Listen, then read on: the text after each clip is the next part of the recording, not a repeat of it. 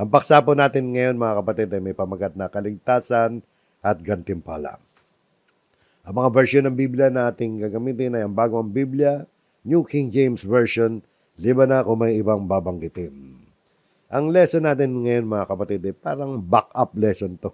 So, back-up lesson ito doon sa lesson natin nung nakaraang Sunday. Yung lesson number 7 natin doon sa ginagawa nating series na mga lesson sa sulat ni Pablo sa unang Korinto. Natatandaan niyo yan? Yung lesson natin na tinalakay nung linggo. Lesson number 7, ano ang itinatayo mo sa iyong buhay? Sa unang Korinto 3:10 hanggang 15. So hindi muna tayo magpapatuloy ngayon sa 3:16 onward. I-break muna natin yan dahil back-upan muna natin itong lesson na to mga kapatid. Sapagkat nais nating maging malinaw yung ibang mga mahalagang paksa dyan na ating tinalakay. Diyan sa araling yan, kung natatandaan nyo, ay nakita natin na ang bawat gawa ng mga Kristiyano ay darating ang panahon na sisiya sa atin ng Diyos yan. Yung mga gawain natin. Dadaan tayo sa apoy yung mga gawain natin. Diba? Natatandaan yan? Kung ang mga gawa natin ay may halaga, sa kanyang paningin ay gagantimpalaan niya. Pero kung walang halaga, sa kanyang paningin, yung mga ginawa natin ay matutupok sa apoy. Pero maliligtas din tayo. Maliligtas din. Pero wala na tayong gantimpala. Ngayon mga kapatid, ating palalawakin pa yung pagkaunawa natin sa dalawang napakahalagang katotohanan na madalas mapagkamalan na magkapareho lang, pares lang yan. O kaya, di bali na yung wala na ako nung isa, basta meron ako nung isa. Yung tungkol mga kapatid sa kaligtasan at gantimpala. Yan muna ang lesson natin. Yung kaligtasan, marami ang nag-aakala na ang kaligtasan, yung buhay na walang hanggan, ay isang gantimpala ng Diyos sa mga sumasampalataya kay Kristo. Hindi po reward yan, mga kapatid, yung kaligtasan. Sapagkat sang-ayon sa banal na kasulatan, mga kapatid, ang kaligtasan ay kaloob ng Diyos, hindi bunga ng ating mga gawa. Hindi ka naligtas dahil gumawa ka na mabuti. Wala ka pang ginagawa mabuti, ay naligtas ka na dahil nanampalataya ka. Pagtitibayin pa natin muli yan mamaya. Samantalang ang gantimpala, mga kapatid, ay hindi biyaya yan. Hindi kaloob yan, hindi regalo yan. Kabayaran yan, yung gantimpala. Dahil meron kang ginawa, dahil sa performance mo, gagantimpalaan ka. So yan yung pagkakaiba ng dalawa. Pag-aralan natin mabuti ito, mga kapatid. Kaligtasan at gantimpala. Dito muna tayo sa kaligtasan.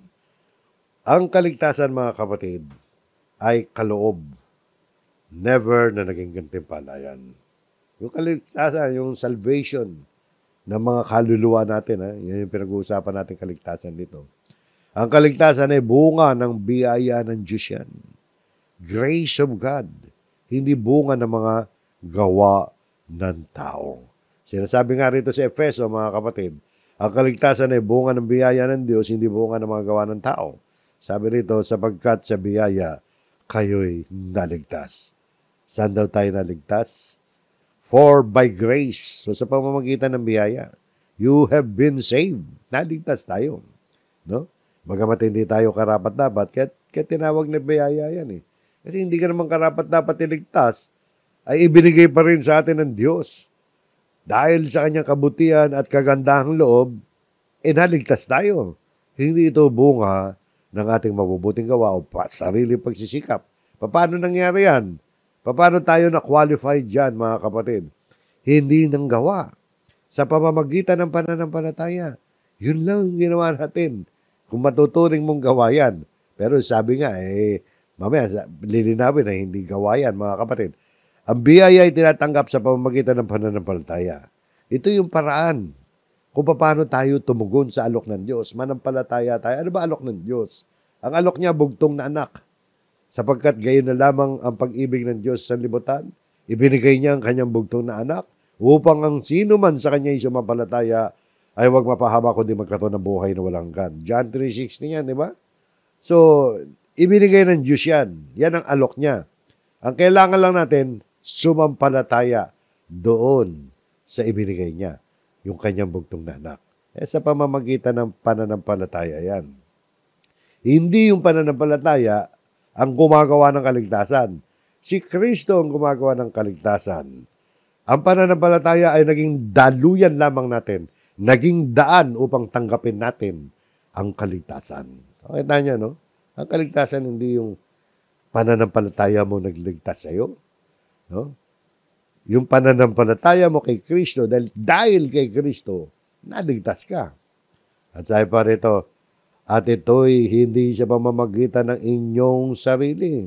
So ang kaligtasan hindi dahil sa kagalingan natin, kung ano man ang magagandang katangian natin. Wala tayong kontribusyon na maaaring gawin para makamit ang kaligtasan. Hindi ito bunga ng pag-anib mo sa reliyon o sa iglesia. So anumang sekta na kinabibilangan. Hindi bunga ng mabubuting gawayan. Hindi bunga ng dahil sa pagsunod mo ng kautusan o anumang bagay na gawa ng tao. Dahil sabi nga, linaw-linaw, ito'y hindi sa pamamagitan ng inyong sarili. Ito'y kaloob ng Diyos, regalo ng Diyos yan. Mga kapatid, yung kaligtasan na isang kaloob, isang regalo. Pag sinabing kaloob, it is the gift of God. Tandaan natin yan, mga kapatid. Isang napakalagang aral ng Biblia yan. Ang kaligtasan ay nakakamit lamang sa pamamagitan ng pananampalataya doon sa ibinigay ng Diyos sa atin, ang ating Panginoon Kristo.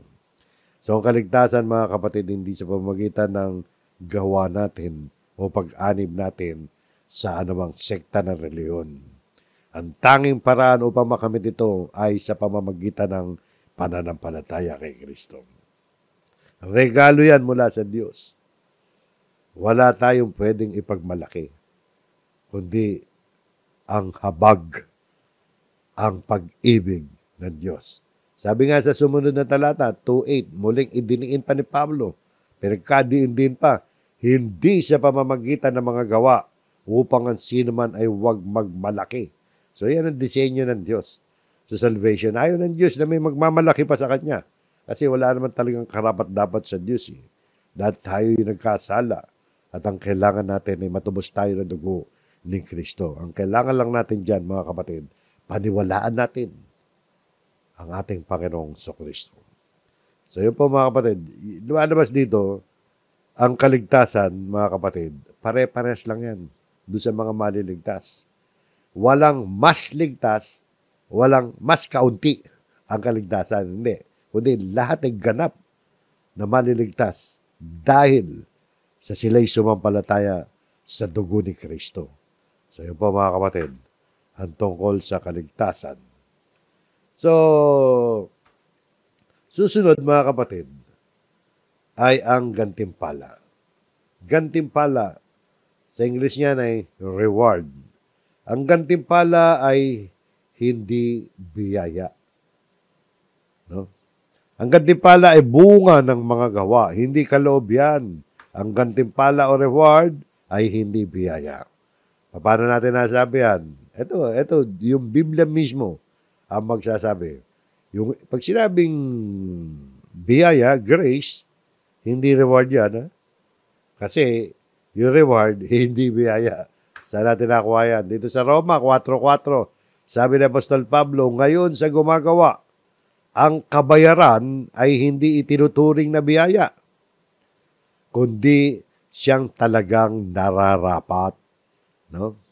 Tingnan niya, mga kapatid. Malinaw na ang kabayaran ay hindi itinuturing na biyaya. Ano ba yung kabayaran dyan, mga kapatid? Yung kabayaran, ito sa English, reward. Reward, di ba? Sa pagkakasulat nito sa wikang Grego, mga kapatid, nung salitang reward, at sa Tagalog ay kabayaran, ay mistos. No? Ito rin, yung salitang mistos, mga kapatid, yan din yung wikang Grego na ginamit sa unang Korinto 3:14, na kasama sa lesson natin noong last Sunday. Paalala ko lang sa inyo, para makita nyo no, na parehas lang yan. Sa unang Korinto 3:14, di ba ito yung binasa natin noon? Kung ang gawa ng sino man tao na kanyang itinayo sa ibabaw ay manatili, siya ay tatanggap ng gantimpala, reward, mistos. Nilagyan ko ng closing parenthesis, mistos. Yan yung katapat ng Greek word. So pares lang sila ng Greek word. Yung salitang Grego na mistos, ano ibig sabihin yan? Ibig sabihin yan, sweldo, kabayaran, gantimpala, upa, o bayad sa paggawa. Di pares lang, di ba? Depende sa gagamitin mo pangungusap eh. So, kabayaran. Pag sinabi mistos, kabayaran yan. So, hindi biyaya yan. Sweldo yan. Gantimpala yan. Upa. Bayad sa paggawa. Ito yung ginagamit para tukuhin yung halaga o yung gantimpala o reward na ibinibigay sa isang tao bilang kabayaran ng kanyang pinagpaguran, ng kanyang pinagtrabaho. Sabi ni Pablo doon sa Roma, balik tayo sa Roma, ngayon sa gumagawa ang kabayaran ay hindi itinuturing na biyaya. Hindi grace yan, mga kapatid. Yung biyaya. Ano to? Sabi nito, kundi siyang talagang nararapat. Siyang talagang nararapat. Ano yung pagtitingnan nyo sa English, oh?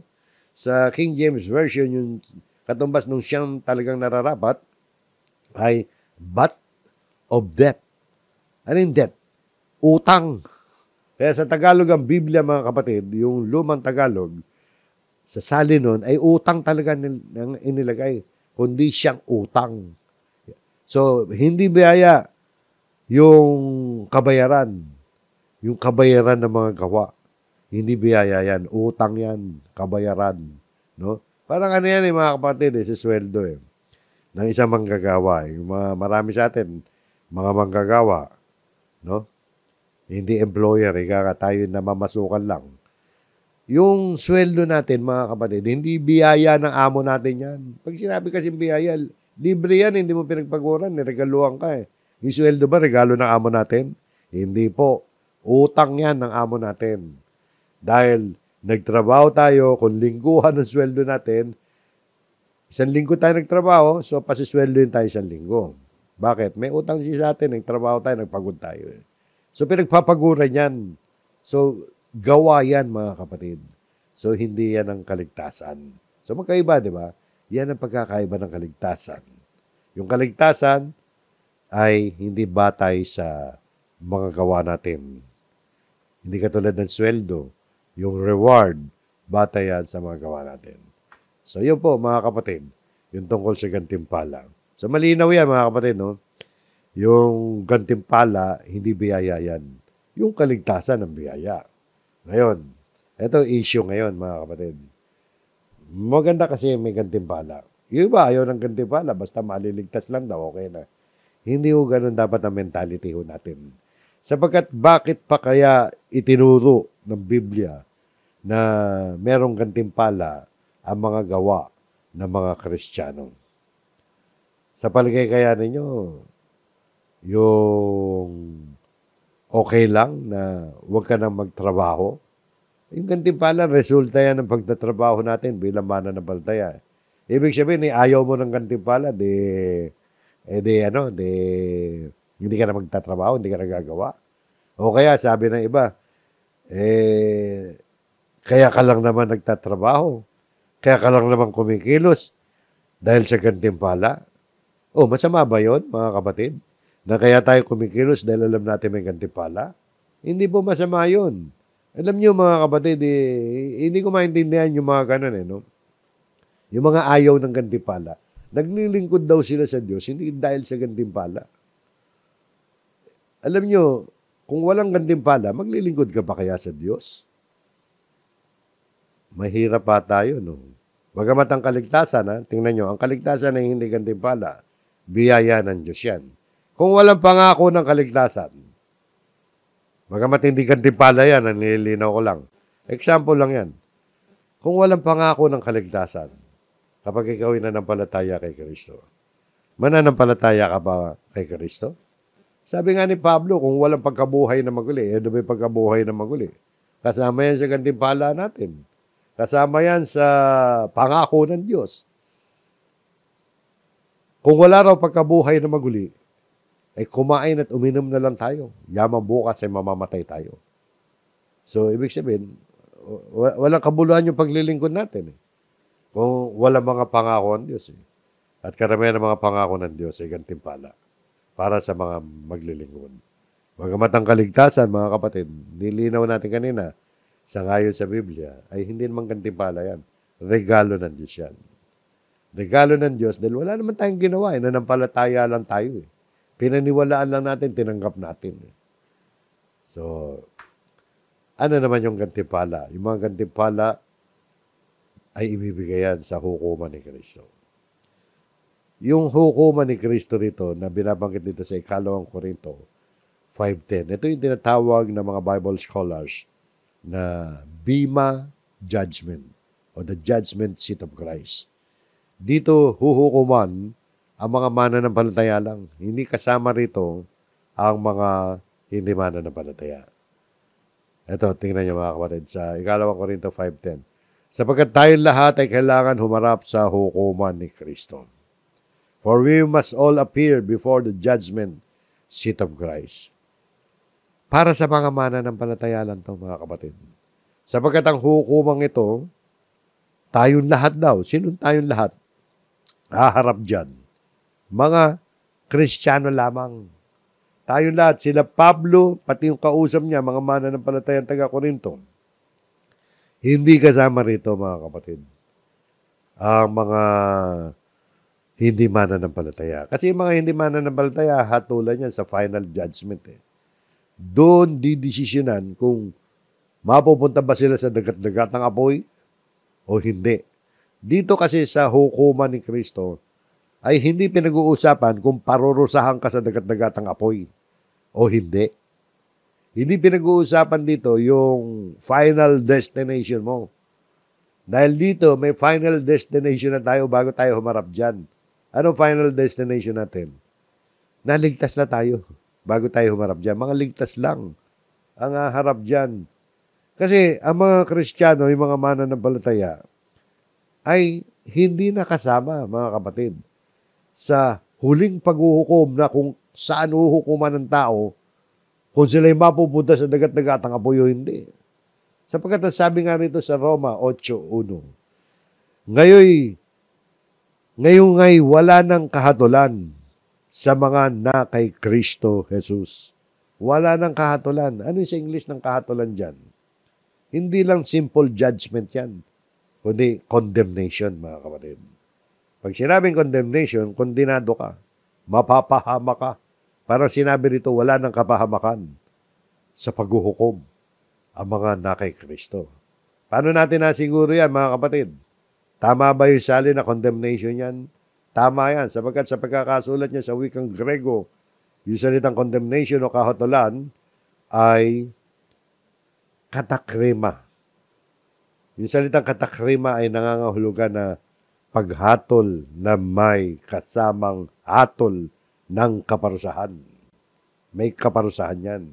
Kaya condemnation. Hindi na daw tayo kasama dyan. Kaya nga mga kapatid, itong hukuman ni Kristo na mga mananampalataya ay hindi upang hatulan tayo. Kung mapupunta ba tayo sa apoy o hindi. Hindi po, kundi upang bigyan tayo ng gantimpala o kabayaran sa mga ginawa natin. Yung, kaya karugtong to mga kapatid, nung lesson natin nung nakaraan. Ang mga gawa natin ay dadaan sa apoy. Pag mga gawa natin ay hindi nakapasa, masusunog. Ano masusunog? Yung mga gawa natin, hindi yung tayo masusunog. Dahil ligtas na tayo Dahil ligtas tayo, kaya lang parang gaya ng dumadaan sa apoy. Medyo dadaanan natin ng konti ulit yan, mga kapatid. Pero dito, mga kapatid, malinaw dyan na yung hukuman ni Kristo, hindi yan yung final judgment na binabanggit sa Apokalipsis. Yung tinatawag na the Great White Throne Judgment o yung hukuman sa huling paghuhukom. Hindi yan mga kapatid.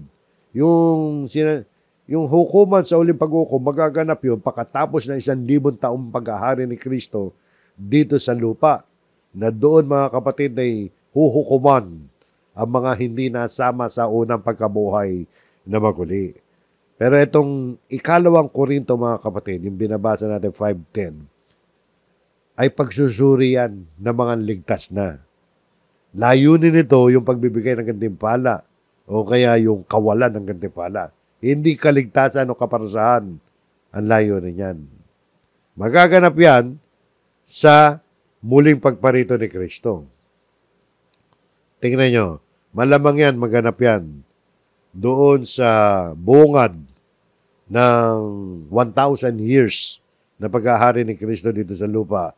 Sa panahon na yun, mga kapatid, kasi maghahari si Kristo dito sa lupa ng 1,000 taon, kasama niya yung mga nasama sa first resurrection. Eto, napag-aralan natin to nung araw ng pandemic, nung tinalakay natin ang Revelation. Pero tingnan ninyo mga kapatid, sa Revelation, no? Apocalypse, mapalad at banal ang, ang may bahagi sa unang pagkabuhay na muli. Sa mga ito ay walang kapangyarihan ng ikalawang kamatayan, kundi sila'y magiging mga pari ng Diyos at ni Kristo at maghaharing kasama niya sa loob ng 1,000 taon.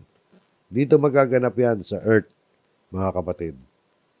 Sabi rito, mapalad daw ang may bahagi sa unang pagkabuhay na maguli. Sa first resurrection, diyan tayo masasama mga kapatid, yung mga mananampalataya.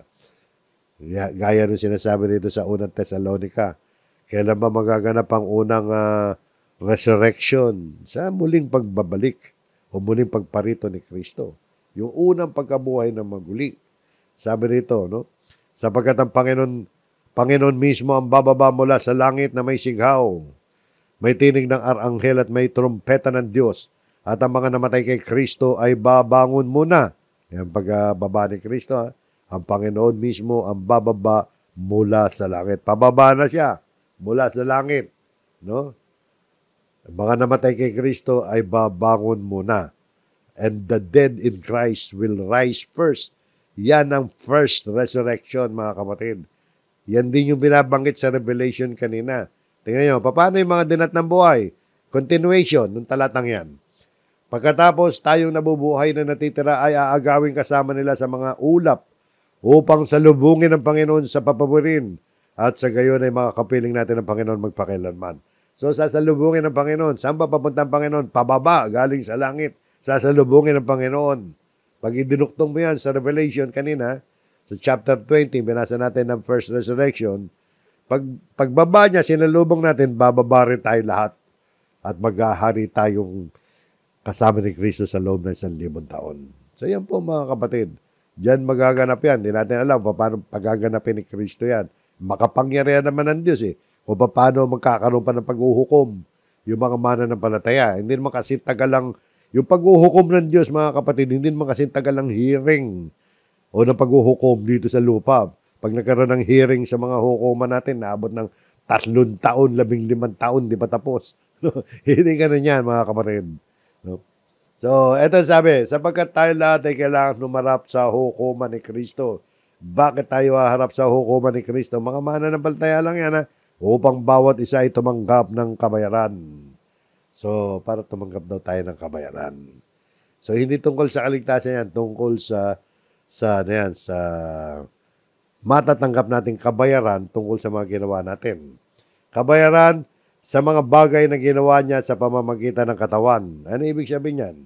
Sa pamamagitan ng katawan. Anong katawan yan? Katawan natin yan.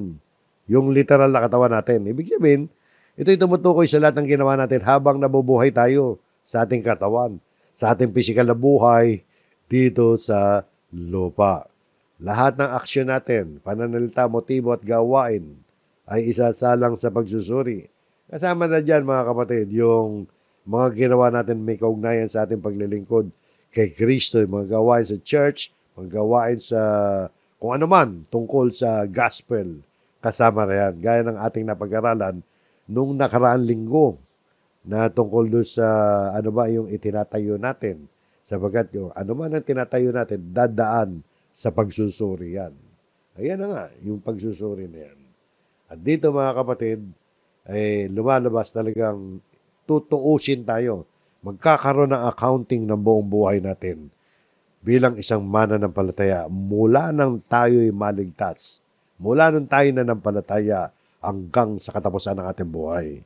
I-account ng Panginoon sa Kristo yan. At hahatulan tayo.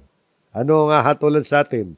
Sa araw na yan, maging mabuti o masama. Yung mabuti rito mga kapatid, yan yung mga naayon sa kalooban ng Diyos na mga ginawa natin mula sa tamang puso, tamang motibo bilang Kristiyano. Ano naman yung masama? Yung masama dyan ay hindi naman nangangahulugan na yan yung mga masama na magdadala sa atin sa dagat-dagat ang apoy.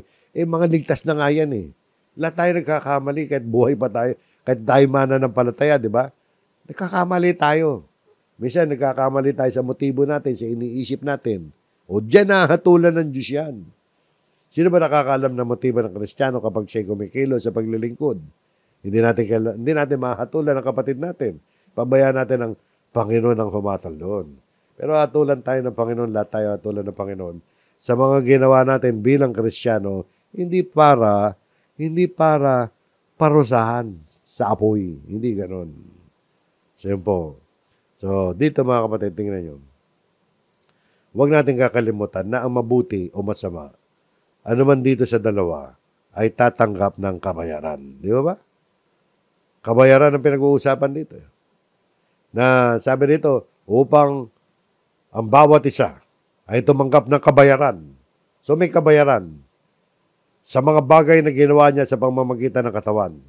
Maging mabuti, may kabayaran. Masama, may kabayaran. Ibig sabihin mga kapatid, may katapat na kabayaran. Ang lahat natin gagawin bilang mananampalataya. Mabuti man o masama. So balit tungkol sa kabayaran sa mga masama nating nagawa bilang mananampalataya, ay hindi naman ito katulad ng pagpaparusa sa mga hindi mananampalataya sa dagat-dagat apoy. Palagi nga ulit yan, mga kapatid. Maliligtas ka, kaya lang, yung ginawa nating masama, may kabayaran din yan. Kapag tinanggap natin ang kabayaran sa masama nating ginawa, sigurado tayo. Hindi tayo matutuwa. Alam ba, matuwa tayo. Pati yung masama, magbabayad tayo. Yung mabuti nating ginawa, magbabayad tayo in the sense na yun ang reward. Pero yung masama nating ginawa, magbabayad tayo, ano yan? Reward? Hindi reward yan. Di ba? Parusa yan. Pero hindi parusa para mapahamak ang ating kaluluwa. Pero kung parusa yan, matutuwa ka ba pag pinarusahan ka? Hindi ka masisiyahan. Hindi ka matutuwa, hindi ka maliligayahan, hindi ka maaliw sa pagkakataong yan. Dahil sabi ni Pablo sa unang Korinto, no? Tingnan, balikan natin yung lesson natin ng linggo. Unang Korinto 3:15. Kung ang gawa ng sinuman tao ay matupok, siya ay malulugi. Bagamat siya ay maliligtas, ngunit tanging sa pamamagitan ng apoy. Ang isang tunay na mananampalataya ay maliligtas. Kahit na ang kanyang mga gawa ay masunog. Ibig sabihin, hindi nakatagal doon sa pagsubok na gagawin sa kanya sa araw na yan. Maliligtas pa rin siya. Ngunit para bang dumaan siya sa matinding pagsubok sa kapigatian. Gaya ng isang taong nakaligtas mula sa apoy. Ngayon, kung susuriin natin ito mga kapatid, tingnan nyo. Sa ibang mga mananampalataya na first time na madinig ang katotohanan tungkol sa hukuman ni Kristo o yung judgment seat of Christ, meron silang impresyon o kaisipan na hindi na bali na walang gantimpala. Basta ligtas lang. Dahil ang mahalaga ay ang kaligtasan kaysa sa gantimpala. May punto rin yun mga kapatid. Kaya lang, bakit pa isinulat itong mga gantimpalang ito? Alam niyo mga kapatid, kaya ipinangaral ang Biblia ang tungkol sa mga gantimpala sa langit ay upang mahikayat tayo na gumawa para sa Panginoon at maging lalong makabuluhan ang buhay Kristiyano natin. Mahalaga din ito dahil kung hindi ay hindi na naisulat sa Biblia yan. Tingnan ninyo mga kapatid, suriin natin ang tungkol sa kalugihan.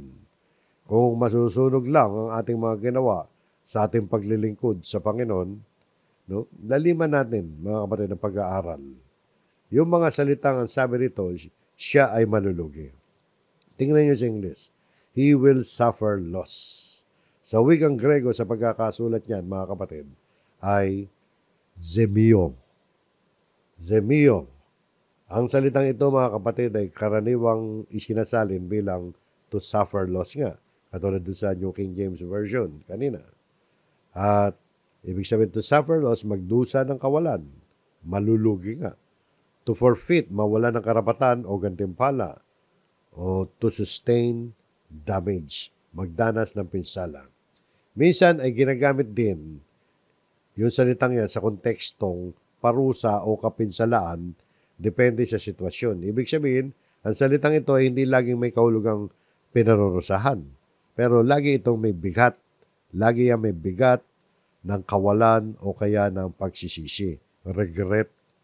Ibig sabihin, kapag tayo naranasan natin ito, siya ay malulugi tayo, okay, ligtas tayo, ngunit wala tayong naipakitang gawa na tatanggap ng gantimpala. Hindi ito parusa, na may kaugnayan sa kapamakan sa impyerno, kundi disiplina ito sa anyo ng pagkawala ng gantimpala at marahil ng karangalan. Ang larawan ng maliligtas sa pamamagitan ng apoy, sabi diyan, di ba? Bagamat siya ay maliligtas, ngunit tanging sa pamamagitan ng apoy, ay hindi ho kanais-nais na sitwasyon yan. Ganyan ang dapat ho natin makita yan. Kahit paligtas ang kaluluwa mo, kapag ang ating mga gawa ay napatunayang walang kabuluhan sa harap ng Diyos, tayo ay malulugi. Hindi mawawala ang ating kaligtasan, ngunit siguradong hindi ito magiging isang masayang karanasan. Gusto niyo ba yan? Hindi ito gantimpala, kundi isang nakalulungkot na pagtanggap na nasayang na mga pagkakataon. At bagamat ligtas, waring may kalakip itong disiplina o galos sa konsensya. Isang uri ng parang repriman o pagsaway mula sa Panginoon. So nakita nyo, no? Huwag natin baliwalain yan. No? Nasasabihin natin, hindi bali walang gantimpala, basta ligtas ako. Tama yan. Pero magdadanas ka ng pagkalugi. You will suffer loss. Magdurusa ka rin, pero hindi yung kaparusahan yan sa dagat-dagat ang apoy. Kaya mga kapatid, yung salitang Grego na ginamit dyan, na zemio, he will suffer loss, siya ay malulugi, ay may bigat ng emosyonal yan o espiritual na kawalan. At hindi ito isang maluwalhating karanasan sa araw ng pagsusulit, kundi isang malungkot na kabiguang pansamantala lang. Kahit paligtas ang kaluluwa, ito'y hindi kapahamakan pero pagpapakita ng katotohanan na ang paglilingkod natin, pinapakita dyan, hindi biro ang paglilingkod natin sapagkat sisiya sa atin din ng Panginoon yan. So yan po mga kapatid, yung gantimpala na tungkol doon sa ibibigay sa hukuman ni Kristo. Ngayon mga kapatid, isang mahalagang katanungan din at makabuluhan na tanong ang maaari nating itanong na naitanong din ng iba to. Ano ba ang mga gantimpala o reward ang ibibigay sa hukuman ni Kristo? Ang sagot dyan mga kapatid, sabi nga na sa talatang binasa natin, balikan natin, upang bawat isa ay tumanggap ng kabayaran sa mga bagay na ginawa niya sa pamamagitan ng katawan, maging mabuti o masama. Hindi natin matukoy talaga, mga kapatid. Partikular ang bawat gantimpala. Dahil hindi naman ito detalyado dyan sa talatang yan. Pero malinaw na sa harapan ng hukuman ni Kristo, ang bawat mananampalataya ay tatanggap ng kabayaran ayon sa mga bagay na ginawa niya habang nabubuhay pa siya. Maging ito'y mabuti o masama. Sa unang Korinto nga 3:14, tingnan nyo, ito yung ginamit natin talata noong nakaraan, kung ang gawa ng sino man tao na kanyang itinayo sa ibabaw ay manatili, siya ay tatanggap ng gantimpala. So malinaw na sinabi ni Pablo, merong gantimpala kung manatili ang gawa ng sino man matapos dumaan sa apoy. So, may gantimpala, kaya lang, ang Panginoon na nakakalam nun. Iba-iba tayo ng ginawa Yung kaligtasan, pare-pare tayo maliligtas. Pero pagdating sa reward, iba-iba, kanya-kanya tayong reward. At ang Panginoon ang magdidesisyon yan. Ngayon, doon sa katanungan, mga kapatid. Ano-ano ba yung mga gantimpala? Hindi nga hindi dinitalye ni Pablo kung ano dyan. Ngayon, sa ating pagsasaliksik ng mga posibleng gantimpala gamit ang ibang mga talata ng Biblia na ipagkakaloob ni Kristo sa mga mananampalataya sa kanyang muling pagbabalik. Kaya nakita natin na eto, katulad nito mga kapatid, meron tayo nakitang mga corona o putong, no? Sa ibang Tagalog, crown na ipinangako sa Biblia. At least dito meron tayong nakitang apat. Sa pagsa-search natin sa computer, nakakita tayo ng apat na corona o putong na maaaring meron pang iba na hindi natin nakita, no? Pero nais namin ibahagi sa inyo yung nakita naming listahan ng mga corona o putong, crown, na binanggit sa Bagong Tipan para sa mga mananampalataya. At kung titingnan natin ang pagkakasulat sa mga talata, ay may tuturing natin ito ng mga gantimpala. Dahil sa pagkakalapat nga sa talata. Posible na gantimpala to mga kapatid. At lumalabas gantimpala kasi hindi nabanggit yung salitang gantimpala. Kung masyado natin ililiteral yan mga kapatid, hahanapin natin. Wala naman nakalagay na gantimpala. Pero sa logical arrangement ng mga talata, lumilitaw mga kapatid. Kasama to sa mga gantimpala. No? Nilagyan natin ng numero, no? Ang bawat corona dahil para makita lang natin na apat ito. Yung nakita natin. Ewan ko, kung meron pa kayo ibang alam, pwede nyo i-share sa atin na mga talata ng Biblia na nagsasabi na ito'y corona rin. Pero ito yung mga corona, mga kapatid. Kaya gantimpala, no? Tingnan nyo, mga kapatid. Number 1, koronang putong ng buhay. Crown of life. Para kanino to? Sa mga tapat na nagtitiis to. At nananatiling matapat sa gitna ng pagsubok, pag-uusig at kapigatian dahil sa pananampalataya. Bakit natin nasabi yan? Tingnan nyo, dito nabanggit yung salitang putong ng buhay. Siya'y tatanggap ng putong ng buhay. Sino yung tatanggap ng putong ng buhay dyan? Mapalad ang taong nagtitiis ng pagsubok, sapagkat kapag siya ay subok na, siya'y tatanggap ng putong ng buhay na ipinangako ng Panginoon sa mga nagmamahal sa Kanya. So, tatanggap dito yung mga nagtiis ng pagsubok, di ba? So, dito nakita natin mga kapatid, katulad nung sinasabi sa Apokalipsis, yan din ang diwa. Huwag mong katakutan ng mga bagay na malapit mo nang danasin. Malapit nang ikulong ng dyablo ang ilan sa inyo upang kayo'y masubok at magkaroon kayo ng kapigatian sa loob ng 10 araw. Maging tapat ka hanggang sa wakas o hanggang sa kamatayan at ibibigay ko sa iyo ang korona ng buhay. O sino naman ang pinagsasabihan dito? Si Kristo nagsasalita dyan. Yung mga dadanas ng pagsubok, yung susubukin, makakaranas na kapigatian sa loob ng 10 araw. Ang bilin, magtapat ka hanggang kamatayan, ibibigay sa iyo ang korona ng buhay. So nakita nyo, no? Merong korona ng buhay na binabanggit niya na ibibigay nga doon sa mga makapapasa, makalulusot doon sa mga pagsubok, mga kapigatian, mga pag-uusig yan. So yan po mga kapatid, korona ng buhay. May ganyan pangako Pangako yan. Kaya ano silbi ng pangako yan? O kapag dadanas ka ng mga pag-uusig, alalahanin mo, magtiis ka. Sapagkat makatatanggap ka ng putong ng buhay. Corona yan. Literal na corona yan, mga kapatid. Hindi natin alam kung ano itsura niyan. Pero corona ang banggit Hindi natin pwedeng sabihin hindi corona, samantalang corona ang banggit. So ito naman, number 2, corona o yung putong ng katwiran, crown of righteousness. Para kanino to? Para sa mga sabik na at nananabik sa pagbabalik ng Panginoon. Tingnan nyo. Kaya't mula ngayon ay nakalaan na sa akin ang putong ng katwiran, crown of righteousness. Na ibibigay sa akin ng Panginoon na tapat na hukom sa araw na iyon. At hindi lamang sa akin, kundi sa lahat din naman ng mga naghahangad sa kanyang pagpapakita. So, dito naman ay may nabanggit na corona ng katwiran, crown of righteousness. Ikatlo, mga kapatid, Corona o putong ng kaluwalhatian, crown of glory.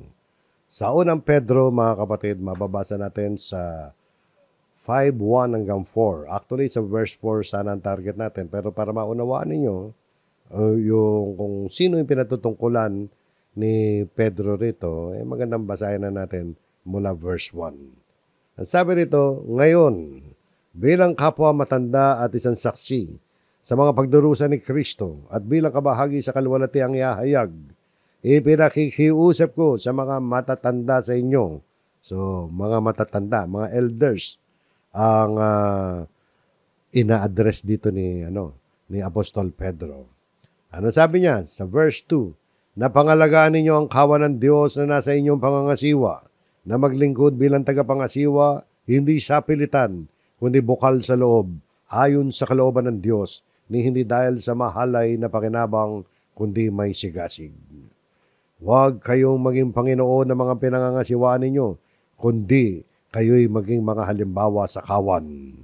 So yan ang instruction. Ano pangako? At sa pagpapakita ng punong pastol, ibig sabihin sa muling pagdating ni Kristo, tatanggapin ninyo ang hindi kumukupas na putong ng kaluwalhatian. No? You will receive the crown of glory that does not fade away. Crown of glory. Para kanino yan? Sino ba kausap ni Pedro? Yung mga matatanda, yung mga nangangasiwa sa local church yan, mga kapatid.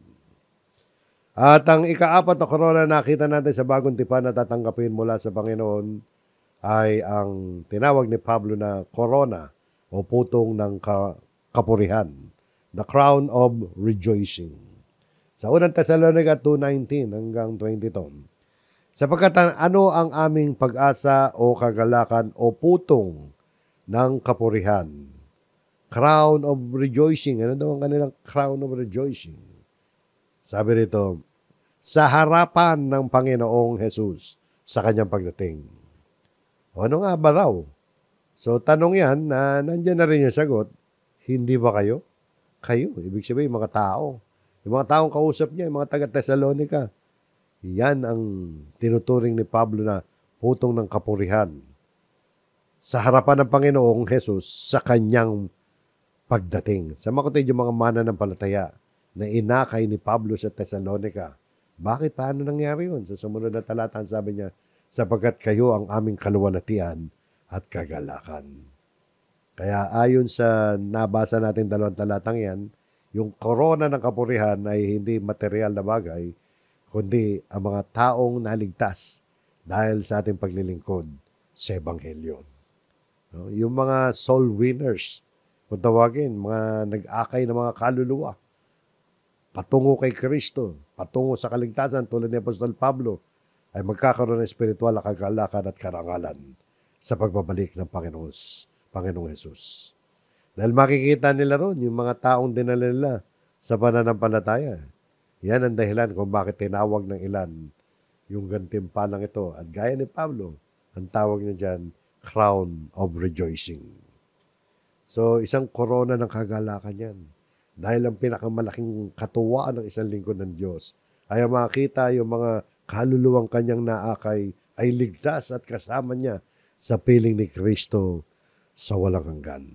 So yan mga kapatid, ang nakita natin mga corona o putong o crown na ipinangako sa Biblia. Sinasampantahan natin mga kapatid, yan ay mga gantimpala. Dahil sa mga pagkakalapat ng mga salita sa mga talatang binasa natin. Meron silang partikular na pinatutungkulan, di ba? Ngayon pa man, meron pang ibang mga gantimpala na hindi natin natalakay ngayon. At marami pa, pero mga kapatid, kukulangin talaga tayo sa oras eh. Pero mga kapatid, kung meron man kayong alam, pwede nyo i-share. Kami naman open sa pagbabago, open kami sa anumang komentaryo. Basta mapatunayan lang na biblical ang komentaryo. So, marami pang ibang gantimpala na hindi na natin natalakay ngayon. So, balit ano pa man yun, mga kapatid, ang Panginoong Jesus ang siyang nakababatid kung anumang gantimpala ang nararapat sa ating mga gawa. Ang mga gantimpala sa bagong tipan, mga kapatid, ay hindi para sa ikaliligtas ng tao, kundi para sa iniligtas na yan, na namuhay na may pananampalataya at katapatan. At ito, hindi nyo ba napansin? Katuwang ng pananabik ng Kristiyano sa muling pagbabalik ni Kristo. At yan ang mga nagtutulak sa mga Kristiyano, naghihikayat sa atin na mamuhay na may kabanalan at merong pananagutan. Maging responsable tayong mga Kristiyano. Hindi nyo napansin, lahat yan ay tungkol sa may kaugnayan sa muling pagbabalik ng ating Panginoong Kristo sa kanyang muling pagparito. Nang malapit na magwakas ang pagsusulat ng Revelation, yung Apocalypse, yan yung huling aklat sa sa Biblia, di ba? Malapit na matapos yun, mga kapatid. At yan yung huling aklat na naisulat 90 AD, 94, mga ganun na isulat yan Matatapos na yung 100 taon, yung unang 100 taon Na malapit na magwakas yun, sabi ng Panginoon Kristo, ako'y malapit nang dumating at dala ko ang aking gantimpala upang gantihan ang bawat isa ayon sa kanyang ginawa. So yung talatang yan, mga kapatid, ay isang babala, isa ring paalala na si Jesus ay tiyak na babalik. At sa kanyang pagbabalik, siya ay magbibigay ng gantimpala o kaya'y hatol, batay sa gawa ng bawat isa. Ito hindi nangangahulugan na kaligtasan sa pamamagitan ng gawa, kundi pagpapakita yan ng katarungan ng Diyos sa mga mananampalataya, sa lahat ng mga tao. So, dala-dala niya yung kanyang gantimpala. No? And behold, I am coming quickly, and my reward is with me. Is with me. So, nakita niyo, no? So, may gantimpala talaga. So, yan mga kapatid, kaligtasan at gantimpala. Iba yung kaligtasan, iba yung gantimpala. Mga mananampalataya, maliligtas, pero hindi pare-pareho ang gantimpala. Pero pare-pareho ligtas.